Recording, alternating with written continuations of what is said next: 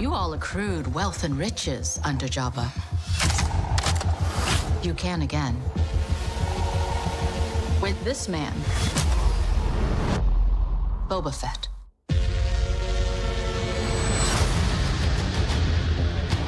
What prevents us all from killing you? Why speak of conflict when cooperation can make us all rich?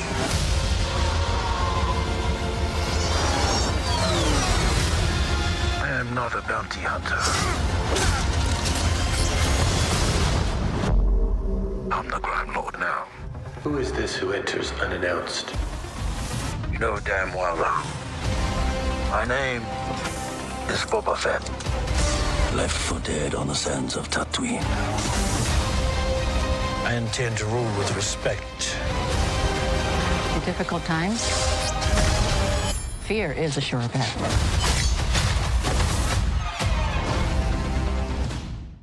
Welcome back, everyone. This will be my new Star Wars Book of Boba Fett trailer video. Episode 1 is going to be dropping next week. I'll be doing videos for all the episodes, so be sure to subscribe to get them all. There's going to be 7 episodes total and a ton of crossovers and cameo scenes. In fact, Robert Rodriguez, who basically directed most of these episodes, said that all the trailer footage is only from the first episode because it gets too spoilery after the first episode. He's like, there's too many secrets, too many crossovers, cameo scenes that we didn't want to reveal. I think he's mostly talking about Mando, Grogu crossing over, maybe Ahsoka also crossing over too. Most of the really big Mandalorian series characters will cross over in some way. So I'll address that during the video because I know everybody's wondering, like, what is Grogu and Luke Skywalker doing right now? Because there's been a small time jump since the end of The Mandalorian Season 2, but it hasn't been that long. And they are in the middle of filming The Mandalorian Season 3 right now. That won't be released till around the end of next year. So we're going to get the Obi-Wan Kenobi episodes, we'll get the Star Wars Rogue One prequel series, the Andor episodes, before we get Mandalorian Season 3. But just starting at the beginning of the footage here, the new trailer calls out Jabba's throne specifically. They referenced it verbally in the last trailer with one of the other local crime lords on Tatooine sees Boba Fett, saying that he heard he now sits on the throne of his former employer. And you may have detected a very familiar voice. When the Ithorian crime lord is sitting there recognizing Boba Fett like he walks into his throne room, he says, "Who is this that's walking in here?" It is the voice of Robert Rodriguez, the person who directed all these episodes. This is what his voice actually sounds like. Who is this who enters unannounced? I was 9 years old when the first Star Wars came out. Saw it again and again, and in all its re-releases. And I was already a huge Boba Fett fan before Empire Strikes Back even came out. They show footage of him returning to Jabba's palace before the events of The Mandalorian Season 2. Maybe, if this is not before The Mandalorian Season 2 Episode 1, when we saw him come back for the first time at the end of the episode in that stinger, then it would have to be, like, literally right after that scene, because he's wearing the exact same Tusken Raider outfit, and he hasn't taken his armor back from Mando. And what is happening here is that he's coming back to Jabba's palace to take his ship, the Slave One, back, and then go after Mando to get his armor. So there will be flashbacks during the series to show you how he escaped from the Sarlacc and what happened to him immediately after. Like, that's why he's in this Bacta tank being healed here, because it's probably right after he escapes from the Sarlacc. I talked a little bit about the timeline of that during my last big Boba Fett trailer video, so I'll link that in the description below. There's a big connection between the Sarlacc that he escaped from Return of the Jedi and what was happening with the Krayt Dragon during The Mandalorian Season 2 Episode 1. They have a much longer version of the suit-up montage. Always love a suit-up montage, which reminds me of putting action figures together as a child. If it wasn't clear from The Mandalorian Season 2, this is the same armor from Return of the Jedi, Empire Strikes Back. It's just that he's repainted it and polished it. That's why it looks so different.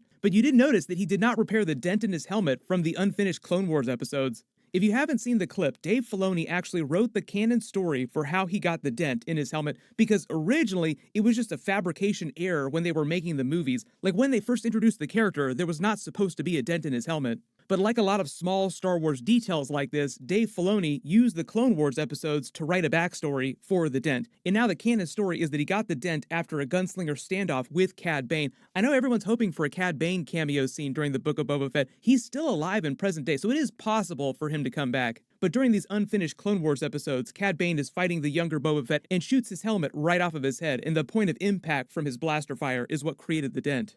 I cannot wait for Dave Filoni to write a canonical backstory for Jeans Guy from The Mandalorian Season 2. Evil Sith Lord, waiting in the shadows, revenge of the Jeans. They would make so much money if they turned Jeans Guy into an actual action figure. A fan actually created a legit-looking action figure for Jeans Guy. This is amazing.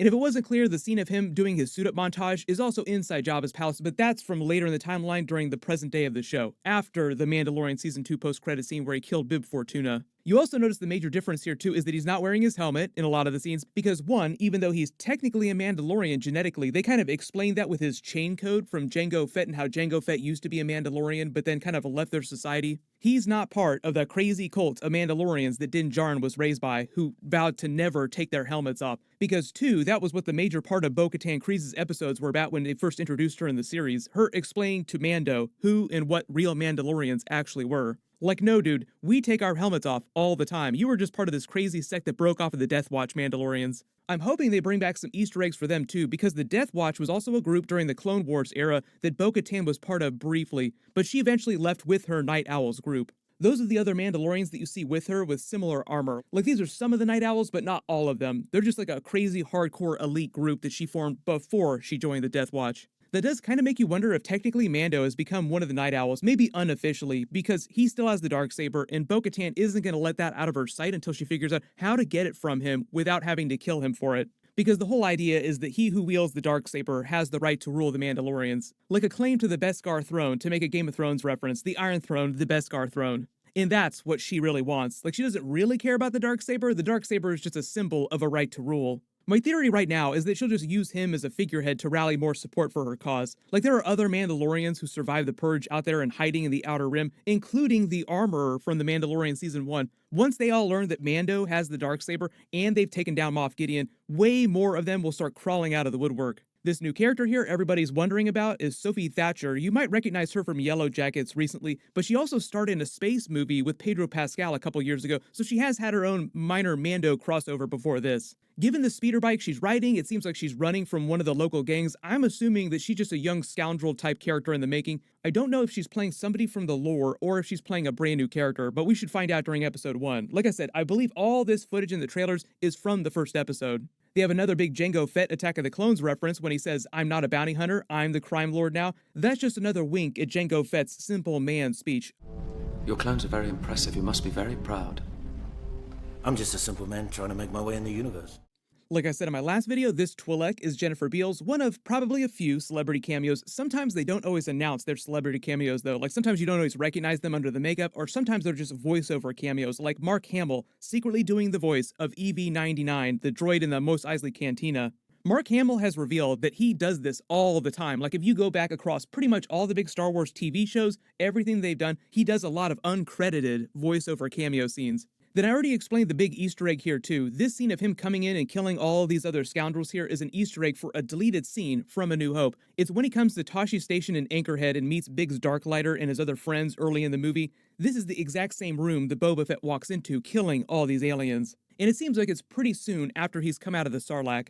And because we're on Tatooine here, at least in episode 1, it sounds like a lot of the series will take place in and around Tatooine. Of course, there's all kinds of references to A New Hope and Return of the Jedi. Like, there's a C-3PO droid here. There's a land speeder that looks similar to Luke Skywalker's, just flying right past him. There's even some pit droids from Phantom Menace, which we've seen a couple times during the Mandalorian series. They have not said what Mando is going to be doing when he shows up on the series, but my assumption is that he's in the middle of helping Bo-Katan steal more weapons and ships back from the Empire, and they're getting ready to bump into Grand Admiral Thrawn by the time they get to the Ahsoka episodes, which will take place after The Mandalorian Season 3. So Mando still has the Darksaber. Grogu, as far as we know, is still with Luke Skywalker doing his Jedi training. Luke Skywalker has not created his Jedi Academy yet, though, at this point in the timeline.